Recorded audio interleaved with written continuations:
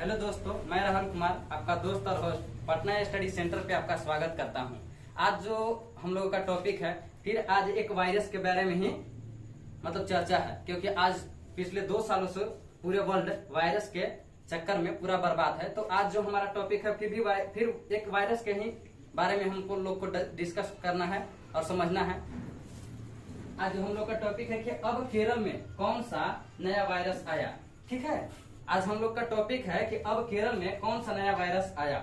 ठीक है, देखिए केरल में 12 से 13 लोगों का कि ब्लड का सैंपल लेकर, ठीक है, नेशनल इंस्टीट्यूट ऑफ वायरोलॉजी में भेजा गया है। ठीक, और उसमें इसलिए भेजा गया है क्योंकि जो अभी केरल में जो आउटब्रेक हुआ है जिस वायरस का, उस वायरस का नाम है जीका वायरस।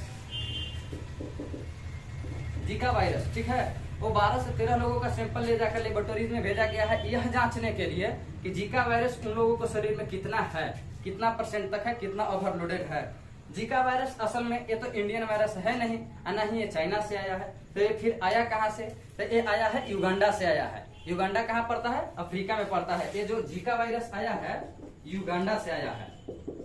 ठीक है, युगांडा कहाँ पड़ता है? अफ्रीका में पड़ता है। ठीक है, युगांडा में, ठीक है ना, युगांडा में 1947 में इसका आउटब्रेक हुआ था। यानी कि जीका वायरस का युगांडा में 1947 में आउटब्रेक हुआ था। और किस में हुआ था? बंदर में आउटब्रेक हुआ था। 1952 में ये मनुष्य में पाया गया था। ठीक है ना, ये ह्यूमन टू ह्यूमन ट्रांसमिटेड बीमारी नहीं है। ठीक है ना, ये वायरस द्वारा फैलता है जिसका नाम है एडीज।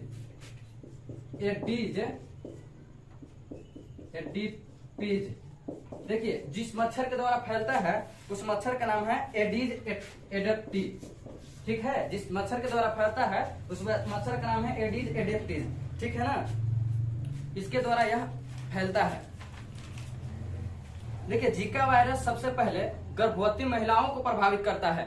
गर्भवती महिलाओं में जब ये प्रवेश करता है तो जब उसके अंदर, पेट के अंदर जब बच्चा रहता है तो गर्भनाल के जरिए, ठीक है ना, वायरस उस बच्चा तक पहुंच जाता है और उस बच्चा को प्रभावित करता है।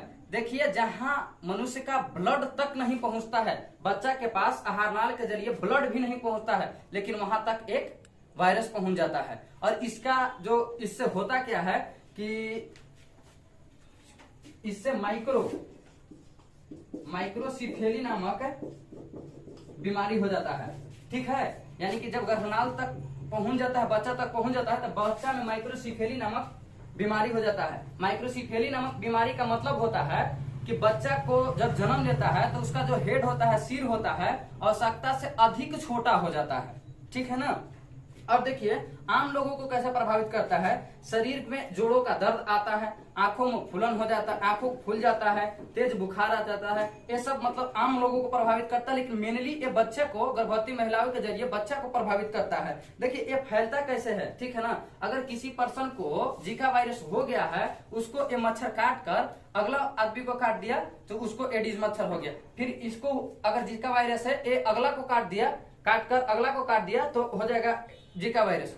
दूसरा है कि अगर किसी को ब्लड की जरूरत है, जीका वायरस वाले को ब्लड चढ़ा दिया जाए तो उसको हो जाएगा। या कोई भी ऑर्गन जैसे किडनी बदला जाता है, अगर किसी को जीका वायरस है, उसका किडनी बदल दिया जाए, दूसरे में लगा दिया जाए तो उसमें भी आ जाएगा। साथ में एक चीज और यहाँ मेंशन करने वाला है, ये सेक्सुअली भी फैलता है सर। ठीक है ना, अगर किसी को ये बीमारी हो गया है जीका वायरस, अगर उसके साथ कोई संबंध बनाता है, सेक्स करता है, उसको भी ये बीमारी हो जाएगा। ठीक है, लास्ट में इसका कोई इलाज है या नहीं है? तो इसका अभी तक कोई इलाज है नहीं। ठीक है ना ही कोई वैक्सीन है, क्योंकि ये इसका मोर्टेलिटी रेट बहुत ज्यादा है नहीं। लेकिन अभी हाल ही में, ठीक है ना, कल के दिनों में केरल में इसका आउटब्रेक हुआ है। इसीलिए हम लोग इसके बारे में थोड़ा सा जान ले और इससे सावधान रहे, क्योंकि आने वाले दिनों में यह भी एक बहुत बड़ा, ठीक ना, महामारी का रूप ले सकता है। That's all, thanks for listening for me. अगर मेरा चैनल को अच्छा लगे तो मेरा चैनल को लाइक कर लीजिए, सब्सक्राइब कर दीजिए, शेयर कर दीजिए और कमेंट्स कर दीजिए।